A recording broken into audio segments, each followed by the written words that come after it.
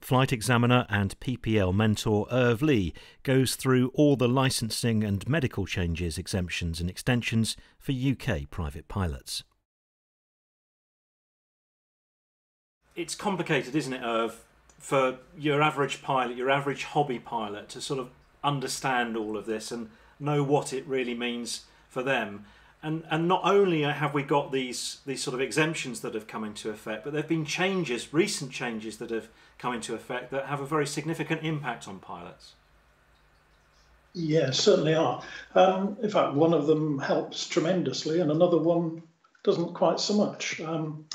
Before we actually start talking about these new date exemptions, the virus-driven exemptions, let's just step back and look back at what happened at the end of last year.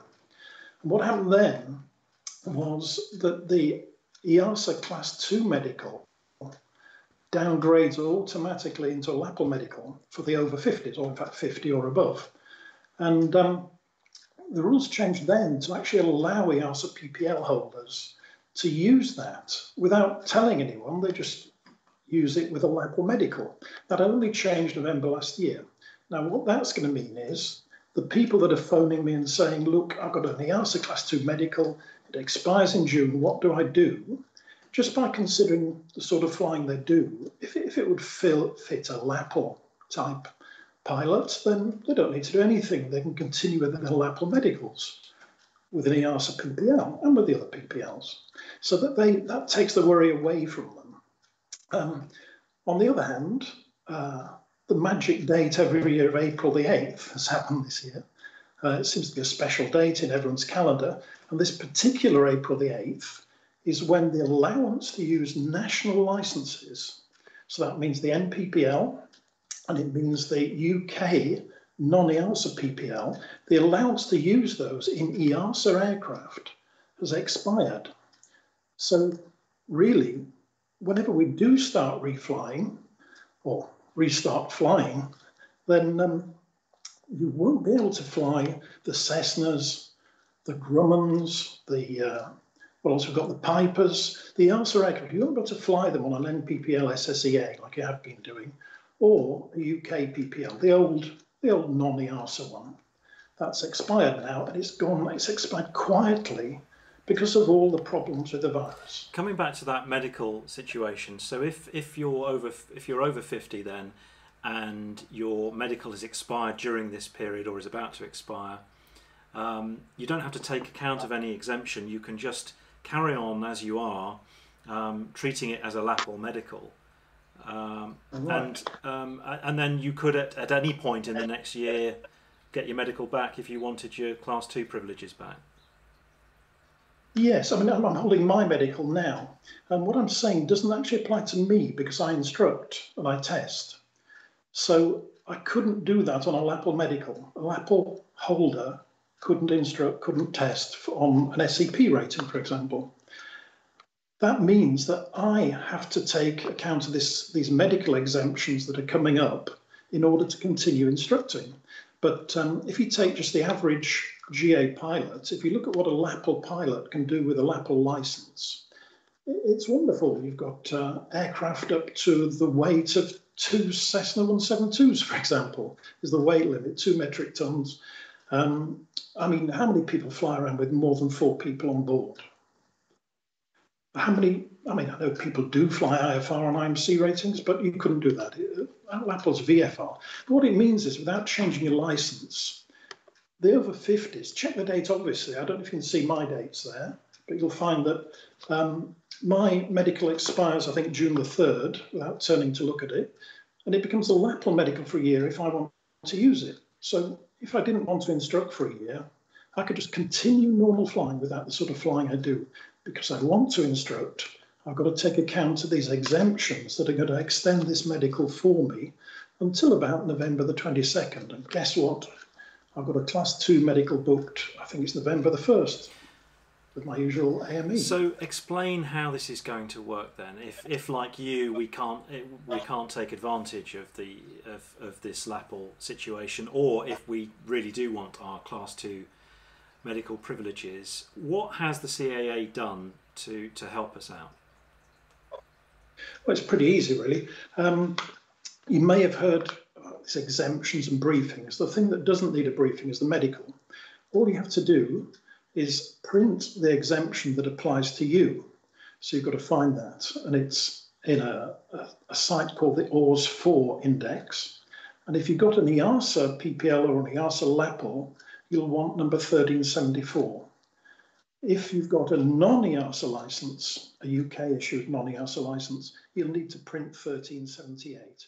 You print that, obviously read it, and you just put it with your medical. And that's applying to LAPL and Class 2 EASA medical certificates. And so long as nothing has significantly changed with your medical situation, then you can carry on flying as if your medical continued up until, what is it, some date in November? Yes, it's November the 22nd, I think. And that is a good point, actually, that obviously if your health deteriorates or you've got special conditions for your medical put on it by the AME, then obviously you've got to comply with that. There's no big idea of let's not bother with medicals at all. While we're talking about medicals, there are people that are flying on what's called, they often call them self-declare medicals. And the official title is Personal Medical Declaration, which is PMD. And there are some changes there that came in before these particular date extension exemptions, which perhaps we ought to mention. And that is that I've already mentioned that the UK licenses, the UK national licenses, won't be able to fly EASA aircraft. Well, on the other side of things, we have had EASA license holders flying EASA aircraft with these PMDs.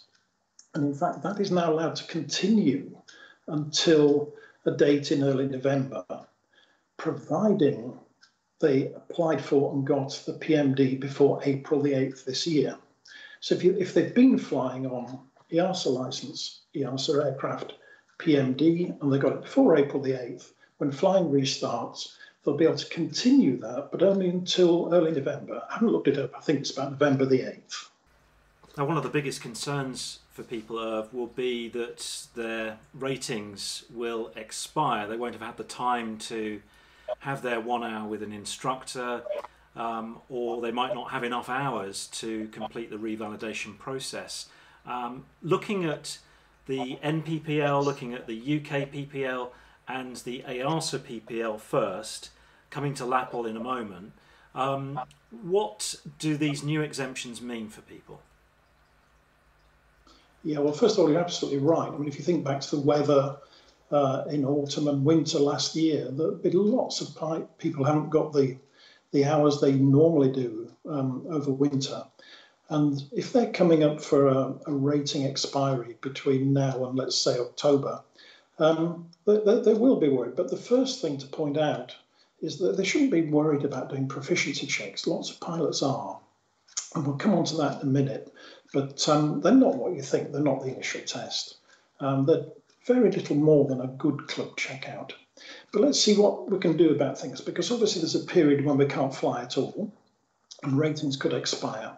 And what they've done is they've taken ratings, and in fact we were talking about medicals earlier, medicals, all these things that were current on the 16th of March are allowed to be extended by these exemptions. And in fact, I haven't got any ratings expiring, but if I had one expiring, let's say end of June or end of July, I can take advantage of this. But the first thing to consider is, would I need to? Could I revalidate already with the hours I've got? And if the answer is no, what I must do is not just print the exemption and get on with it like you would with a medical. I've got to seek out the sort of instructor or examiner that I'd normally fly with for whatever the rating is. And what I have to get from them is a briefing.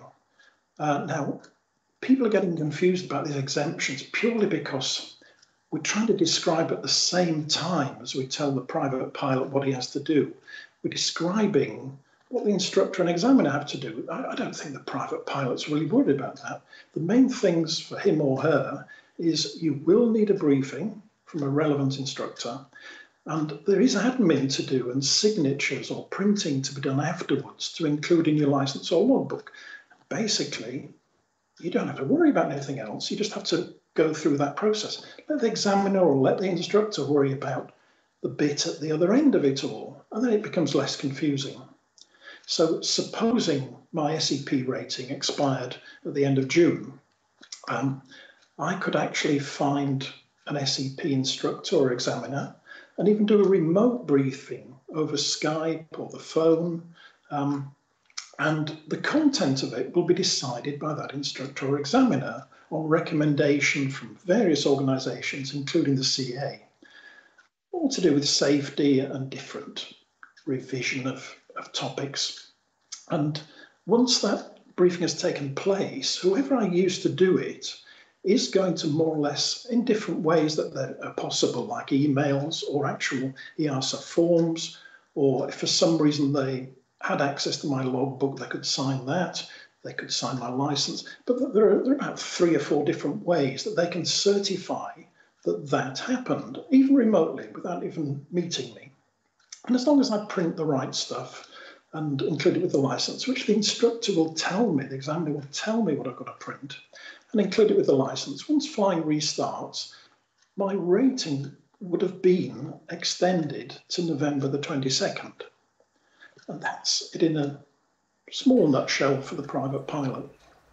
If you hadn't had enough hours, though, to have revalidated, can you still carry on then until the end of this exemption period and make up the hours up until that point? Or do you, at the point of having this briefing and before flying, have to have done the requisite 12 hours and so on?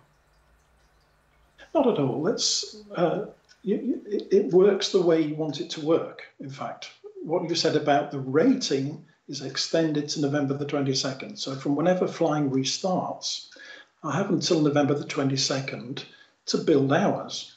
Now that brings in another point, that supposing I realise now that I'm not going to reach the 12 hours, even if that, if I don't get the rating extended, I might as well say, well, okay, I'll go through this extension, but in fact, I'm not going to bang my head against the brick wall and empty my bank account trying to make 12 hours up in a short number of weeks. I'll do a proficiency check. The other thing the renters have to think about is that when they go back to their clubs, clearly the club is going to want a fairly thorough club checkout. Now, what many pilots don't realise is that is almost a proficiency check. So if your club says to you, come on, we've got to do a thorough club checkout, why not make it a proficiency check with an examiner? And then things are solved for another 2 years anyway.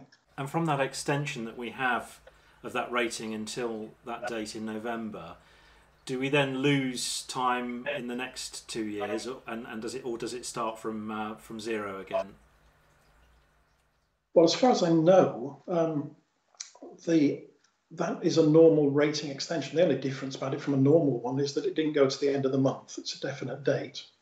And your proficiency check presumably will be within the final 3 months of the rating.